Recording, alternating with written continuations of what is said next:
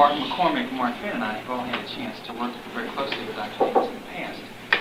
It's really a pleasure for us to be able to introduce you to him. I think the one person who had the greatest impact on me professionally in psychiatry and at Mass Mental has been really a superb teacher. And I think many of you already know him through his writings we're trying to look at this year. And he's going to talk to us today. For those of you who are not aware, he's written several books on psychotherapy. I hope he has several more coming out. And currently has a series in the journal Psychiatry about the structure and empathic statements, some of which, copies of which we have in the clinic. And I hope everyone can follow those as they come out in the future. It's a pleasure for all of us who know him to be able to have him here today. Thank you, Jay. I thought I would talk a little about some problems in talking to people. And I wrote the problems up there. Those of you who can see it, read my handwriting. I want to talk a little bit about the assumptions of different kinds of patients. And I don't mean that people can be, demarcated in this simple-minded kind of way, but nor that one person doesn't contain many of these assumptions, or move from one assumption to another in the course of work with somebody. But for purposes of maybe some clarification, I'll treat them separately. I want to talk about 5 common assumptions patients make about us. You could talk, if you like, about transferences. Assumptions about the other person could be translated, crudely anyway, into transferences that develop in clinical situations. I'll talk first about the paranoid assumption. That is the assumption that we, the hopefully helping people, are separate or apart from the paranoid person. I think that's the paranoid person's experience of us. The paranoid person makes the assumption that either you're for them or you're against them. And the assumption is of againstness, if you like. Then a very common other situation is of course, the denying patient. That is the patient that removes himself from an affective contact with what's important, and also often removes themselves from more than perfunctory or conversational contact with us. People, that don't seem to hone in on their problems very much, stay removed from us, and very often there the assumption is of our distance or indifference. We don't care. They don't care. We don't care. Now I want to talk a little bit about depression, which covers a wide range of things, of course, but I wanted to talk particularly about a very difficult depressed people. A lot of depressed people aren't so difficult to deal with, certainly. Know a lot about what to do. There are a lot of very difficult depressed people that I've encountered who make a very deep running assumption of our discouragement with them. They feel hopeless themselves, but they expect us to be hopeless about them. I want to talk about dealing with that. One of the things I try to do is to invent ways to talk to people, and I have had an idea recently about that, which I think is interesting. Maybe you will. And I want to talk about so-called narcissistic people, and that's a word that's used so widely that it's perhaps almost useless today, but what I mean is that people that many of them are so-called hysterical people, are people that talk a lot, as if we were interested in what they were saying. It's a terribly important fact in terms of the history of psychiatry and psychology, because the psychoanalytic method, I don't think, could have really developed unless the patients were fair to talk as if the doctors were interested, because the doctors at that point weren't saying very much to people. So with that sort of self-centeredness that that people really assume that you're interested. We often play into that because we pretend to be interested. Even if we're apparently not very interested. That's a great problem. In terms of, in other words, encouraging self-centeredness that way. By pretending to be interested. Or even being interested, because some of those people are interested. Narcissistic people are often very interesting, like cats. You're astonished looking at them and their attitude. And I want to talk a little bit about optimistic people that I think make a tremendous amount of trouble for us. Because we're so pleased with it that we fall for it. And there's an assumption of our usefulness. As they think we're going to be useful. And that's another thing that our ordinary professional attitudes play into, because we feel like we ought to be useful, or we ought to act as if we were useful. And you can see where people who are overly optimistic sort of assume that we can do something for them. I mean, without them really doing very much themselves. Our assumption of our usefulness or helpfulness can be very destructive to them really setting out on their own more.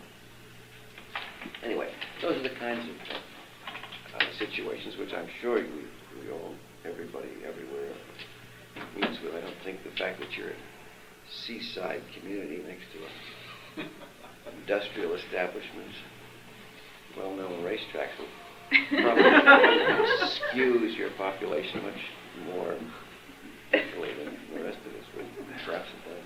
Jerry Clinton used to refer to this as the resort community of the harbor area. Well, maybe there's more optimism. Certainly, most of the people that are going to that Suffolk Downs are either very, very depressed and self-destructive, or else they're wildly optimistic. Well, now that I've thought of different ways to try to introduce the remarks I want to make about these situations, and I thought one way that, although it may seem to you, I hope it doesn't seem to you too patronizing or sort of infantile as an anecdote or example to start off, but it's been useful. It seems to me in setting the stage for the kind of way I want to think about clinical intervention. I want you to think about clinical interventions in the way I like to think about clinical interventions. It occurred to me in relationship to teaching medical students, particularly many years ago, that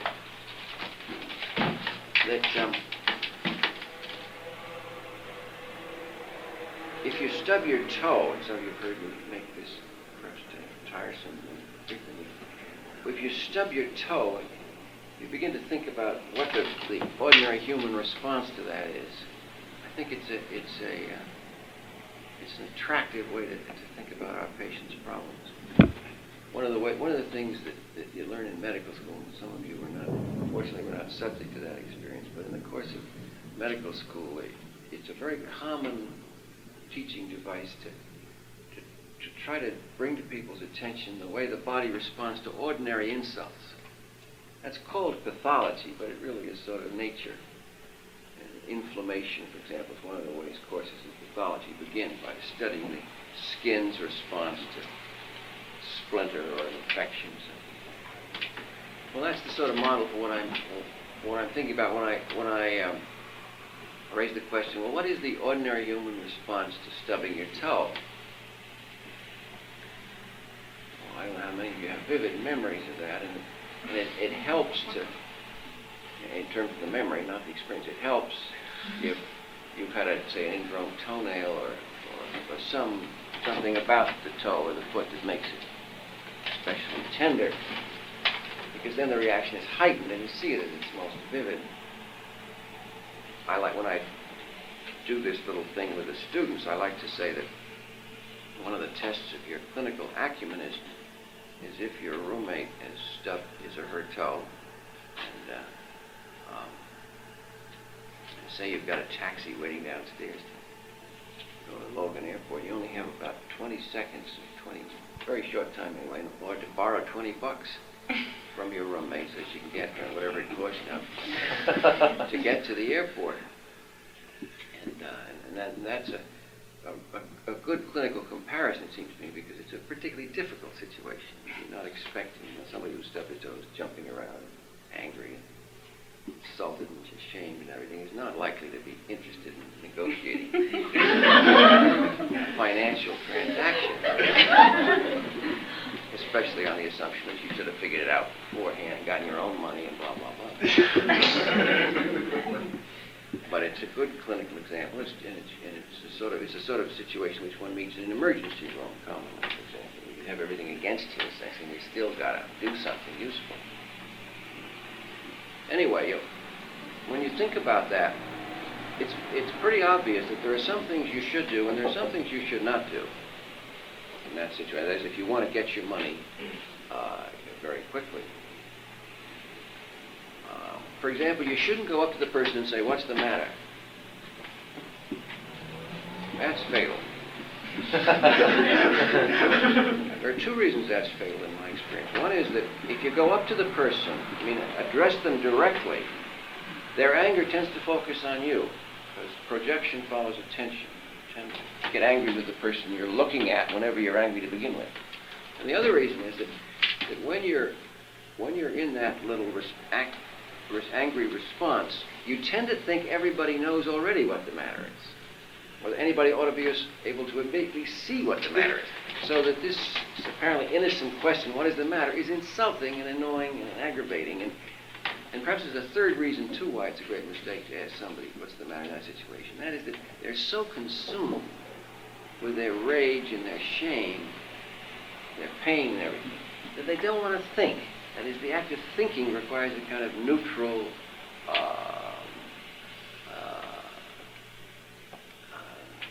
serene almost atmosphere. And this is the last moment at which one is likely to want to think. I'm going to say a lot about the mistake of asking questions in clinical work. And this is a point at which I could begin my little sermon in this church about the troubles of asking questions. You see, you want to ask yourself one final question before you give up the asking of questions. And let that question be, what does it psychologically depend upon to be able to ask a question and get an answer? And think for a minute what an enormously complicated psychological and neurological, that doesn't bother me. The Massachusetts Mental Health Center rests next to the affiliated hospital construction site. And they had 2 or 3 bulldozers running all over the place for about 2 or 3 months, moving the earth and then moving it back. They were having a lovely time. God damn this noise. And I harbored impulses that I wish the hell I'd acted on. Going out there and cutting their, I don't know how you know, whether you know much about bullets, but I used to run one during World War II, and there's a little hose that is the vital, it's the aorta. And if you go up and you put a little hole in it, the goddamn thing goes. And anyway, and the other thing that then they got through moving all the dirt around. They were very happy, and they went off in little bulldozers. And then they decided to drive some stakes into the ground, presumably to support whatever the structure was going to be. And so they go, boom, boom, day and night. No, irrelevant. The problem of questioning now, what psychologically and perhaps neurologically, if you want to think that way, does it require in order to develop a questioning relationship? And just a brief rundown on some of the phenomena that require really make questioning a very hazardous form of speech. For example, in order to get a successful question going, you have to frame it up in some form, and then the person has to hear it. They have to listen to it too. They have to take it in. Then they have to think about it in the sense that they have to decide what it means. And most of our questions, for example, historical questions, direct them, the person, to their own experience, the retrieval of some part of their own experience, like what were you doing on Monday night? And that means they have to ask the question of themselves again now, and then be willing to answer it. And then to frame it up into some form, and then to be willing to give it back to you in the answer. So this is a very complex training.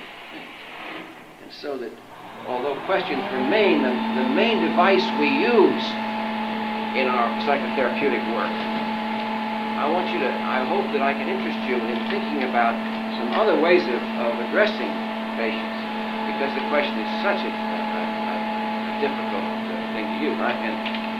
All my remarks really are going to be about different ways of dealing with these situations that don't involve questions. Other speech forms instead. Well, go back to this perhaps trivial example of stubbing your toe. Another question to ask of yourself about this stubbing your toe is what kind of a clinical reaction does it elicit? And I think it's fair to say that it elicits in quite normal people a brief acute paranoid psychosis. You see, the elements of the normal response to stubbing your toe are these. I mean, first of all, you become enraged, which is the affect of paranoia, rage. Second of all, you tend to, and this is of course the humorous part of it, you tend to blame the chair or the closet door, whatever it was. It moved. It moves. That's right. And one becomes quite indignant about this impersonal object during this response. This is normal. There are a few highly trained Calvinistic types that blame themselves, but on the whole, most robust human beings are really quite angry with the chair. And another feature that is perhaps more subtle psychopathologically, but equally important, is that you tend to, during this response, you tend to confuse the chair with anything that stands or is close to it. It's what the behaviorists call stimulus generalization, or the analysts call transference. That is, if you come in and you're trying to borrow this money and you stand beside the chair, you will tend to be seen as like the chair. That is the source of problems. That's quite true. Watch that. And almost all the major schools of psychology and psychiatry conceptualize that with a very central concept like stimulus generalization, or transference. Sullivan, one of the terms is parataxis.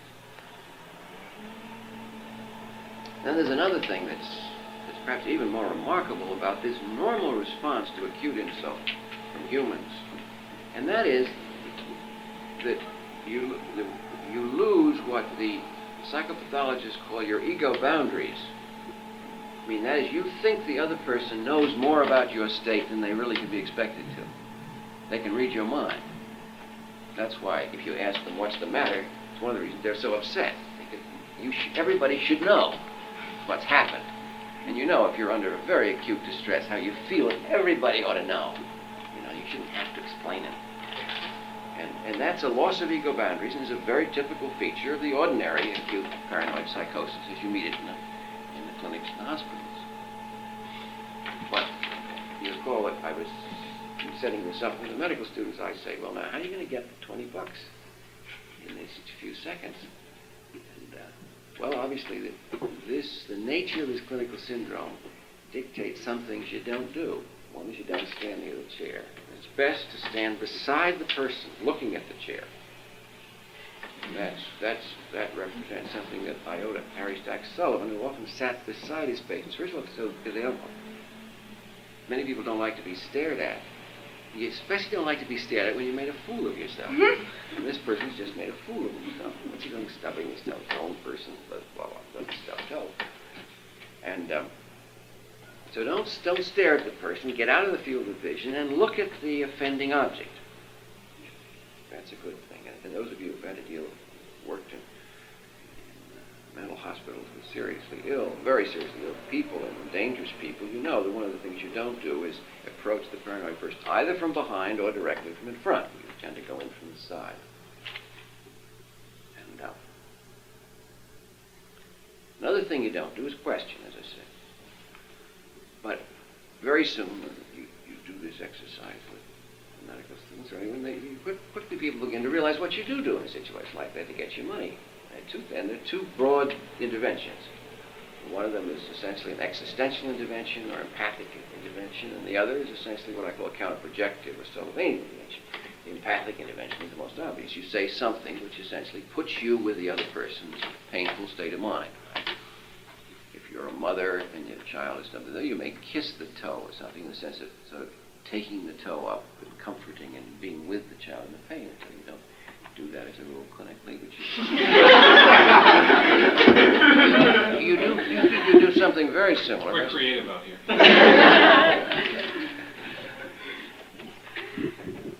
You do something essentially the same verbally, though, don't you? Because you say something comforting like that must hurt. You essentially make a statement about your understanding and sharing this state, a painful state of mind of the other person. I'll come back to the form of those statements because I think there's a very definite feature of them that one can lose sight of. Anyway, that's one thing you do. The other thing you do, and incidentally, the quickest way to get your money, you got to do one single thing. The quickest thing to do is to kick the chair for the person. Because you see, the individual who is in a paranoid state is dying to kick the chair again because they're angry at the chair. And it may well be that so-called chronic paranoid states result from people who cannot resist the impulse to go on kicking the offending object. In any case, they want to kick the chair, but insofar as they have retained their rational faculties, they know that that is a mistake, and that's the reason they're in pain. So, but if you will kick it for them, they may regard you with some contempt later for that, but for the moment, your friendship has been cemented. Now, once again, like kissing the toe business, you don't have to do these things so concretely.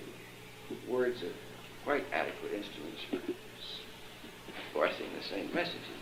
I mean, all you have to do is look at the chair and say, "Who put that damn chair there?" You essentially kick at the chair with a word, right?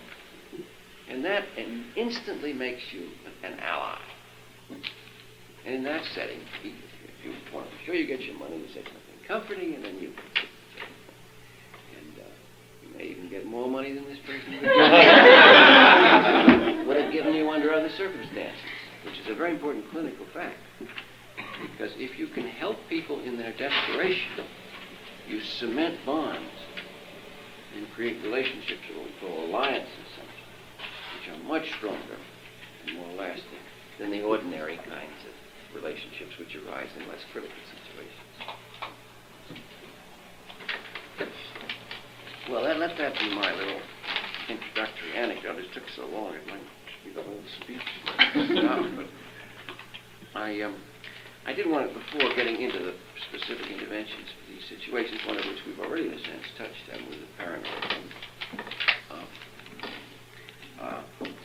I just want to make a brief, and I hope it won't be offensive, series of remarks about the ordinary way we're taught to deal clinically. And this is a product of, to a large extent, of psychoanalysis and the teaching of verbal interventions in psychoanalysis. And it's a very tenacious part of the teaching in our community, particularly. And that is most of the kinds of advice we're given as to what to say to patients. And once we're allowed to begin speaking at all, there's a long time, of course, when on the model of psychoanalysis, therapists were trained not to talk at all. And it's easy to make fun of that, but it was also it was a very important period in the development of psychiatry, because psychiatrists previous to that in psychology had been kind of chatterboxes. And the trouble is, nothing wrong with being a chatterbox. It can be quite amusing or charming for the patient, but the fact that it stopped the therapist from listening very much, because they were so busy talking. And I remember in 1954, when I started my psychiatric experience, and as one of my first teachers, one of the old line analysts, a man who used to work at the Massachusetts General also, Ives Hendrick, and he would find that when he was supervising people in that era, that it was almost impossible to find out what they'd said. There were two reasons for that. One was they hadn't said very much. And the other reason was they were so terrified of him that they wouldn't tell him anyway. So that when you heard reports of clinical cases, it was almost entirely what the patient said. And nobody in their right mind takes very seriously the accuracy of reports of clinical cases. I try to tell students and residents by all means to figure out what sort of school or prejudices your supervisor has and make sure you don't tread on toes. Otherwise you can't learn anything from the person who gets so angry with you. But Andrew used to say in those days, my God, I spent the first 20 years of my clinical teaching trying to shut people up. And now I've got to spend the next 20 trying to get them to talk. That's how bad it had become.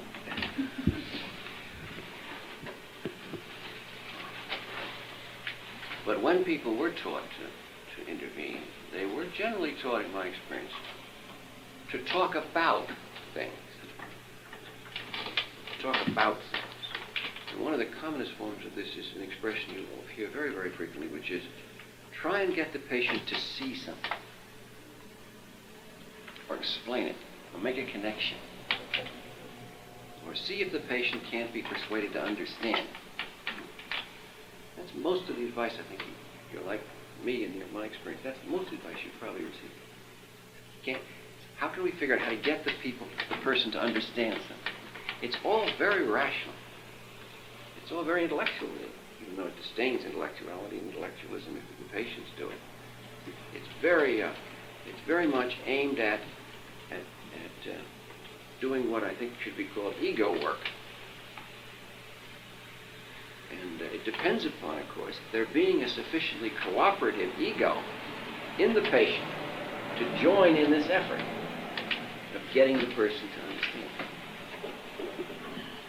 Now, one of the benefits of working where I work, it's not always regarded as a benefit, but one of the benefits of working there is that there's almost nobody in the patient population, perhaps not so many in the staff either, with whom it is possible to have this kind of cooperative ego alliance. I myself don't think it's very common anywhere. I think most people are kidding themselves, or rather patients are kidding the therapists. They're being cooperative, usually on the model of little kids being cooperative with hated parents. But be that as it may, that's a big fight, and I don't want to get into it. Anyway, if you work very long at the Mass Medical, you realize that 99% of the patients have no cooperative ego. That's why they're there. Their cooperative egos have either disappeared or been exhausted by the previous treatment efforts, and they've been sent there because nobody knew what to do, because there wasn't this trying to get them to understand was obviously a lugubrious flop, and they had to go along somewhere else.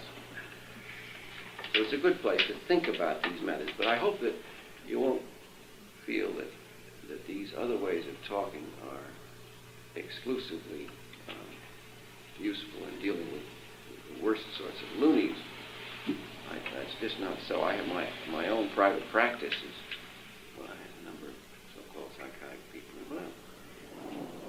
Most of the time, if you've been in practice long enough, you begin to get some cases that resemble a little more closely your friends and that kind of. So I have some experience with these things. And I find that all these things are useful with everybody. Anyway, if you're not going to try to get the person to sort of agree with you that there's something they ought to understand, what are you going to do? That's the sum and substance of my remarks. I thought I'd develop the different things one can do around these typically difficult clinical situations. I've already, in a sense, answered my question, haven't I? Because if you think about the paranoid person, and the person jumping up and down, and then you say to yourself, well, insofar as the person is paranoid, insofar as they're paranoid, and again, think of the stub-toe business, insofar as they're paranoid, they're assuming that you're against them, separate apart from them. And that's the most obvious, the most dramatic, the most dangerous instance of transference that we experience in ordinary clinical life, where you sit down with the patient, and in a few minutes it becomes clear as they're discussing,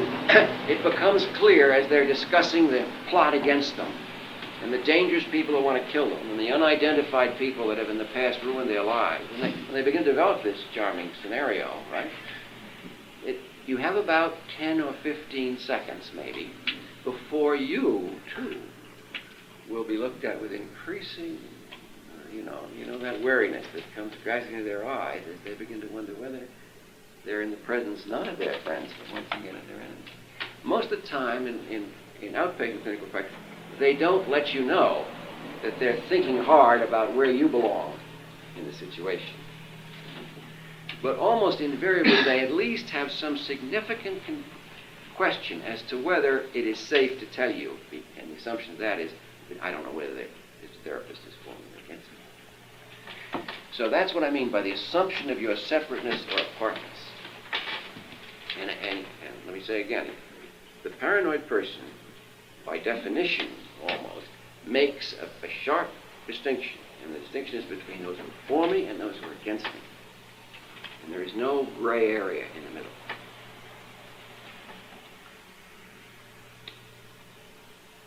In dealing with someone like that, notice how quickly our usual methods of intervention collapse or even exacerbate a dangerous situation. For example, if you say to a paranoid person, "Well, it looks to me like you don't trust me."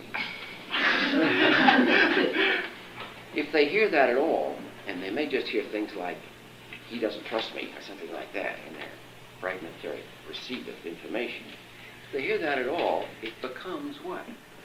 An effort to spy out their real convictions. Or if you make an even larger mistake of saying, "Are you trusting me?"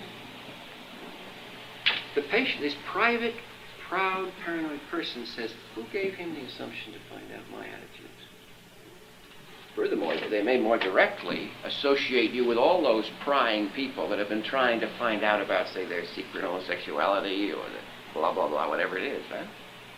And that only adds to your difficulty. Furthermore, if you're trained in medical school and have to overcome the handicaps of that, you know that if you're really well trained in medical school, you've learned to do something which in this situation is almost invariably fatal.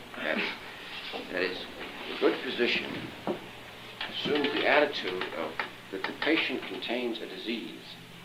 Right? That's what you're taught to do. You spend literally thousands of hours finding all the different little diseases, or large diseases there are inside people.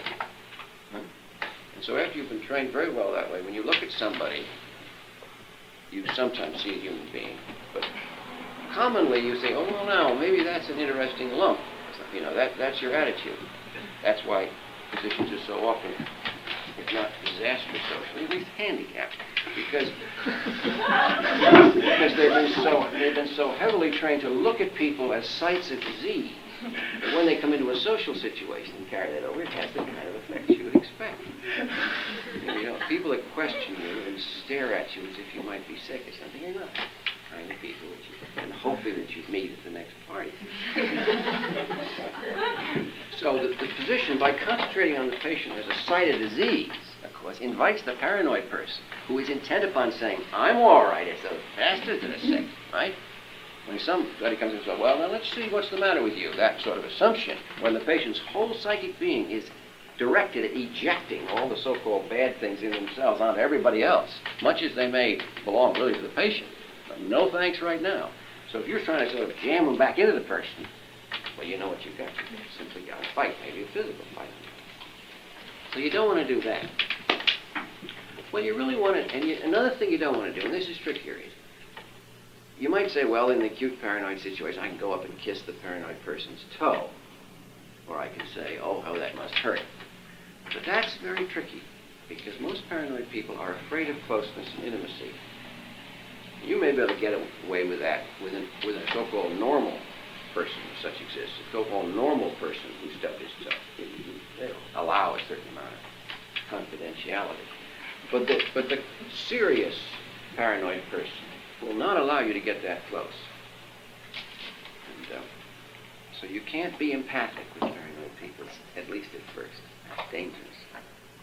In my experience, the commonest reason that residents are picked up by large patients, small residents are picked up by large patients, and their heads used to drive holes in the glass or open the door, is that they have tried to become too intimate with them. paranoid person. That's not an uncommon occurrence. But what you can do is this same thing I said about kicking the chair. That you can do. And, I call those remarks counter-projective, although that's one form of counter-projective remark. We'll talk about some others in a minute. But, you can say that you can stand beside the paranoid person and you can look at the policeman that dragged them into the emergency room and you can say, those goddamn bastards, they brought you in. So that you place yourself beside the person, you attack their enemies for them, and you essentially kept your distance from them. You don't throw your arm around them and say that. You say, like that. That's you direct us. Now this, you would say, oh, well, that's a great mistake because I'm confirming their delusions. And in fact, when you do that, you discover something that you retrieve by a sort of roundabout way, an old observation about paranoia, and one of the most important observations ever made clinically about paranoia, and that is the paranoid person projects things not because he wants to, not because he likes accusing people, but because he can't hold on to it. So it's really part of himself or herself that has to be thrown out there. And so when you say to the person, those bastards did it, when you express for them what they're feeling, you essentially share that feeling. And ask yourself for a moment what the word share means. The word share means a portion or divide. So when you take it and express it, they have that much less of it. And then you find they begin to draw those hostile feelings back. So instead of them becoming more paranoid by your seemingly encouraging it, they become less so. And you can perfectly titrate your success in this, because what you want the person to say to you, and I've had this experience many times, what you want the person to say to you is, hey, Doc, don't be so paranoid. Or the police aren't also bad. Well, that's what you want them to say. Don't let them off the hook at that point, because you know you've been around longer than they have. At least I've been around longer than most of them, and I know the police are often bad. I don't mean the police are all bad or any of that 1960s business, but a lot of them are lousy. Right? And so you can say with enthusiasm, well, I hope you found a good one. You know, like that. because you want to hold on to their hostility for them until they can compose themselves, and we can look at things. We can look at things with more comfort. But don't worry that you're going to make a paranoid person paranoid or something of that kind. Your influence we're so great as all that. It's not so great as that, and you may indeed essentially share it and remove it and reduce it to the point where they can then get their authority and go up on the ward and do so without requiring these policemen.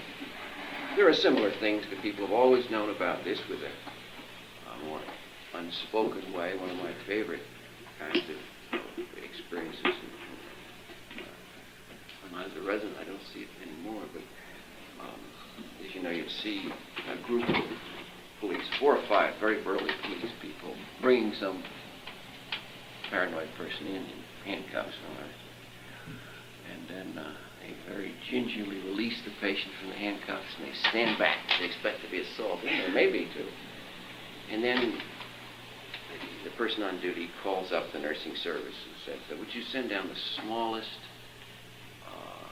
nurse and make sure she's in uniform and bring her down, and I've got a patient to take upstairs. And so this little tiny nurse comes down and takes the paranoid person by his hand, takes him upstairs to the police room. Well, of course, that's counterprojective too. First of all, it's a woman who's less threatening than a man. I think it's a small person who's less threatening. Right?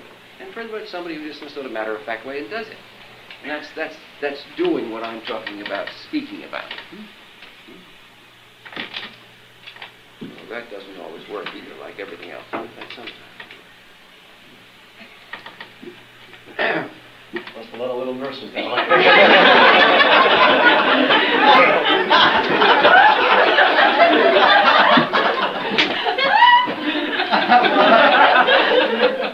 They were just so small we never even visited.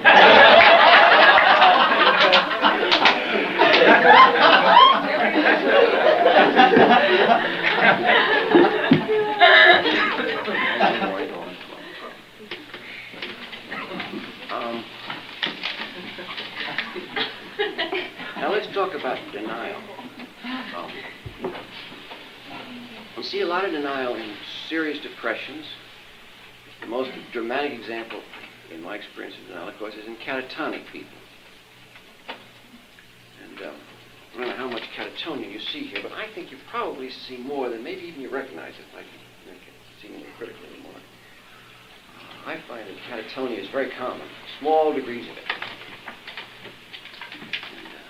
I think you can best recognize it by watching the movements, because catatonia is a movement disorder. It's movement, it's the stiff form of schizophrenia. People who are moving like that. You know. And in my experience, the best single physical sign of catatonia is the smile.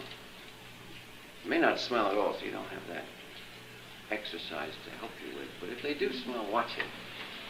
Some of the most brilliant smiles in the world are given by catatonic people, and they're like a beacon flashing on. But if you think about what the person's talking about, or the rest of them, you see it's utterly inappropriate. And that's common in everyday life, unfortunately. There are a lot of people that have grown up with mild degrees of catatonia. And that have had to watch their step, as we say. I mean, we all have to watch our steps, but watch our steps very, very seriously. And that's an important expression, watch your step, because they watch them steps, watch them walk, like they're walking on eggshells. And people look like that when you talk to them. You find out that affectively they're not there, which is in other language means they're flat to some extent. You know, another time you'll see that commonly, one of the most moving places in my experience you see it is when you're with someone who is just starting to go crazy. And if they're going very acutely crazy, that's different. But if they're people that have been fairly removed all their lives and fairly stiff, maybe chronic little catatonic, but now they're slipping away. They're losing touch. And if you many of the people like that I've known, it's like they're afraid to move because if they move too fast, some part of them will slip away. You know, and they're very cautious, and they're puzzled. They're very frightened, maybe terrified,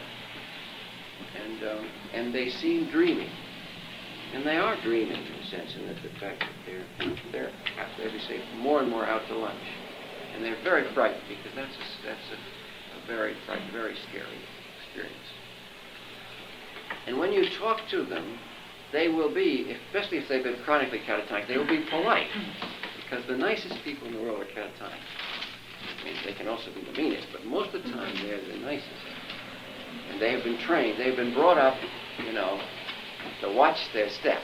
So they're terribly cooperative and very proper, and they'll cooperate with you. Now, when you're dealing with them, that's the first thing to keep in mind. Don't ask them to do anything. Because you see, think of them as people who are just about to fall apart. Like a snowflake. And you can't cooperate with them. You have to do it all, unless you're going to lose them. Now, their assumption is that you are out there and don't care very much about them, don't understand them, and are probably indifferent. And the people like this that I've had tell me what it was like afterwards, or the literary descriptions of it, suggest that it's like they're looking through the wrong end of a telescope. So the things are sort of, in fact, there's a term for this, microscopy. How do I say that? Microspia? Micropsia, that's the word.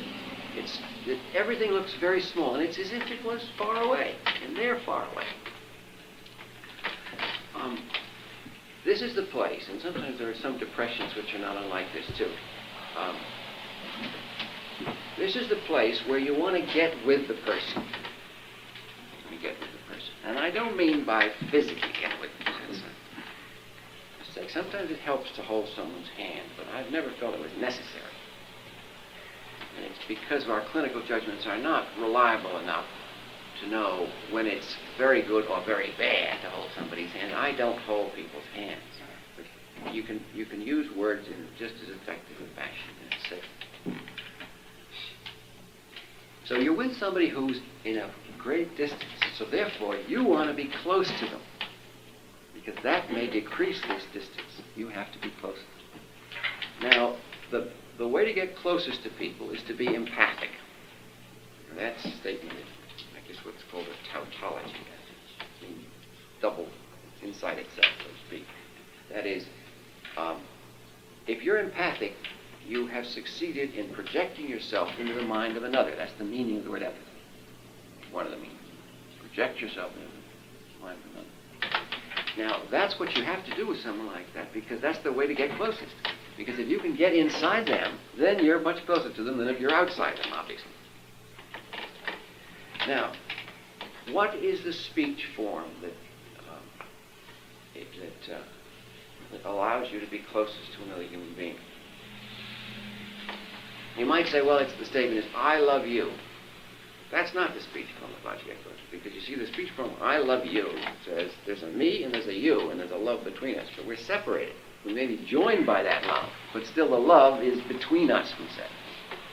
But the speech form, in my understanding, that is closest to another is what I call radical empathic speech. That is, it's essentially translations of the other state of mind.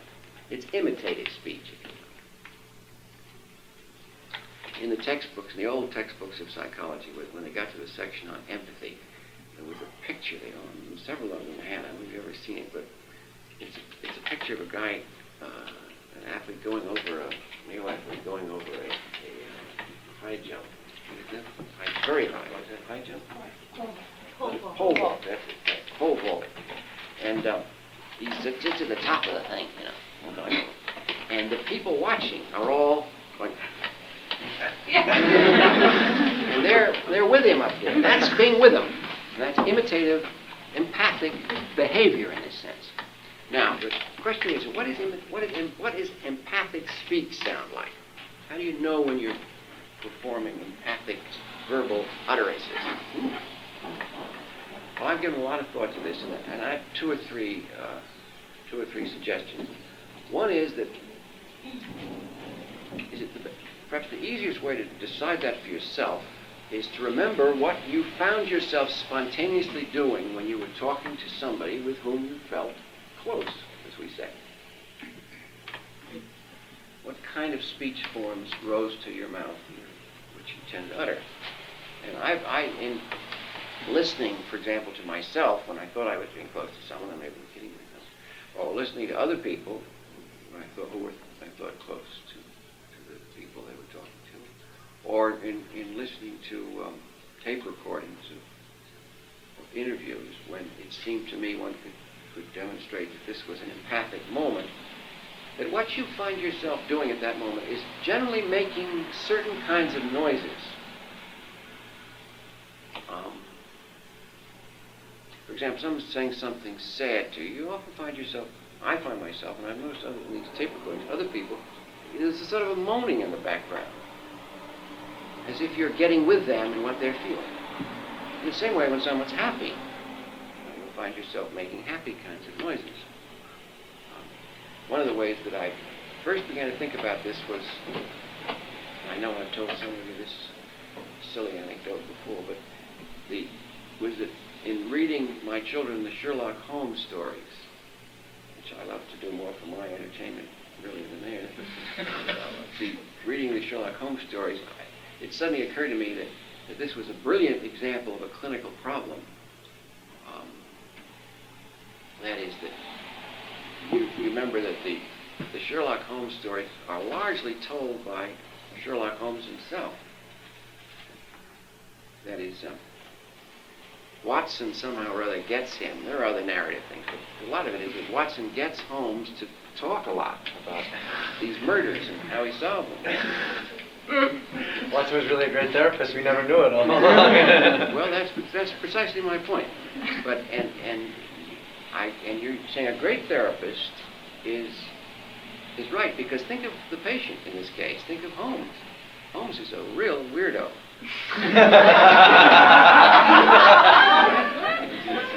Right? He's a drug addict. He's a very schizoid. He hardly sees anybody. The only member of his family he's ever mentioned is his brother Mycroft, who he doesn't have any real social life. He just goes to Mycroft to help solve a case because Mycroft's even smarter than home. And the whole family is obviously screwed up because Mycroft apparently sits in a club somewhere and does nothing. Furthermore, That's what most people do. Holmes is a very heavy smoker, obviously preoccupied with murder. He's a strange character. And but Watson gets him to talk. You know, there's the great clinician. You get that kind of character to talk endlessly. You've got it made. And what does Watson do? Well, Watson says a lot of things, but there are two things that seem to me interesting because they have the opposite effect. Watson often asks him a question. And not sometimes the questions are useful, push the narrative along, but often the question, is, what? Holmes' famous answer to Watson's questions. Watson says, was the body found in Chelsea or Worcestershire? Which is spelled W-C-H. Where was it found? And Holmes looks at it and typically looks at him with contempt. He says, elementary, my dear Watson. And he stops the narrative, repeats the whole thing, and go on with it. And this device Conan Doyle uses when he wants to make sure that something is clear to the reader. He has to repeat it, but it obviously slows up the clinical case. But the thing that really moves Holmes is, you remember what Watson would get to say? Watson would say things like, oh, by Jove. Oh, oh God.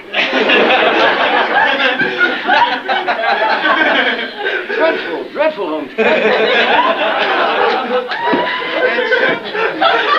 That's empathic speech. Now, unless New England is even more New England than I suspected is, they would avoid those speech forms here at Revere. You maybe get away with it in the Back Bay or something. But you know what you say. You say, right on. It's the same kind of thing. Well, those are... What do you think? Well, I'm sure I don't know the great linguist, but I'm sure every language must have extreme, strong vocabularies of all these things.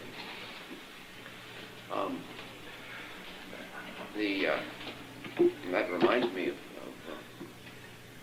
another aspect of noises, which always amuses me, because I like to say you can tell, I'm exaggerating, you can tell very well, but sometimes you can tell a little bit where someone comes from in their training, where they were trained, by the kind of noises they make. Here in Boston, the most famous noise I know about is a rising sound at the end of a statement, which partly turns it into a question.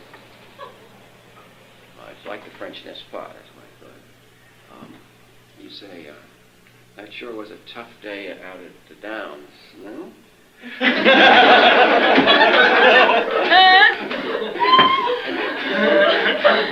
Think about that for a minute.